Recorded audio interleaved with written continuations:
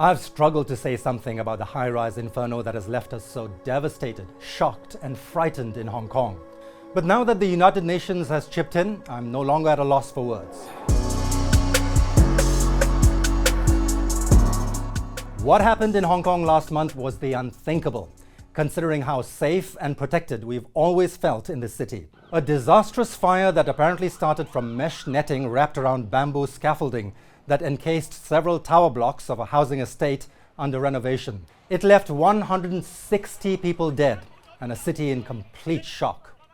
Just imagine the horror being trapped in the tower you live in, well over 100 meters above the ground, with nowhere to escape, waiting to be consumed by flames and smoke. Unthinkable, unbelievable, and yet it has happened, slapping the rest of us out of the state of complacency we enjoy here. Millions of us live in these pigeonholes in the sky, and this unmitigated disaster has left us wondering just how safe we would be if a similar fire were to break out in the skyscrapers we are crammed into, stacked on top of each other. And while we grapple with this troubling question, while we struggle to process the enormity of this calamity, while those responsible are already feeling the heat of arrests and official investigations, while we are still in mourning for so many of our lost fellow citizens, while we are desperate for healing, we also have to put up with bovine feces from the usual anti-China brigade. This time, it's the UN's human rights chief voicing deep concern over media reports that draconian national security laws are being used against individuals who publicly called for a transparent and independent investigation into this catastrophe. That's just what we need at a time like this from some bloated, overpaid, underinformed, out-of-touch bureaucrat working for an increasingly useless global body that has lost all relevance and focus.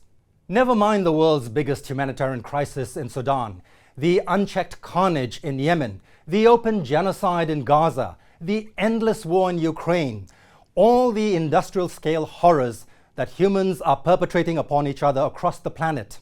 Since we can't do anything about any of that at the United Nations of uselessness, let's pick on poor old Hong Kong instead and kick us in the teeth while we're down. All that garbage about the fire being used to crack down further on democracy is based on scurrilous media reports by the usual hacks of the Western media who played such a repugnant role in inciting and misrepresenting the violent chaos of the anti-government protests of 2019. These same feces-stirring scoundrels and virtue-signaling vultures are back at it, politicizing everything to fit their nasty narrative. These caterpillars of the Commonwealth can't wait for a return to anarchy here in the name of democracy, wetting themselves in gleeful anticipation at the slightest hint of trouble in Hong Kong so they can take off on a tangent about repression. Haven't you done enough damage already? Can't you put a pause on prostitution, have some humanity, show some sensitivity, display some decency, give us a break and let people grieve in peace for just a little longer? You can always go back to your muckraking factory settings later. So, pretty please, with sugar on top, let us finish mourning our dead first. Let us heal a bit. Until then, if you don't have anything nice to say about Hong Kong, just shut the expletive up.